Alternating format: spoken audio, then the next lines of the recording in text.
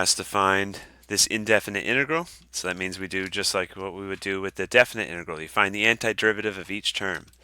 So the antiderivative of t squared is going to be t to the third, because when we take a derivative, the power needs to go down. So taking a derivative, the power would reduce to t squared, but then we have to divide it by 3, or in other words, multiply it by 1/3. That way, when the 3 comes down, multiplies as a coefficient, it cancels out with this 3 down here. And then over here, this is 1 over t to the third. That's the same thing as t to the negative third, right?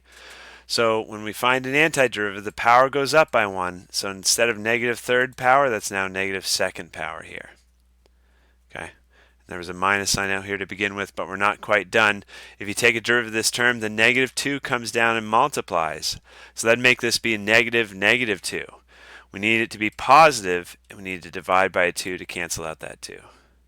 Okay. I think that's it, because this derivative, the negative 2 comes down, and then it gets reduced by 1. Just don't forget your arbitrary constant c when you find an indefinite integral.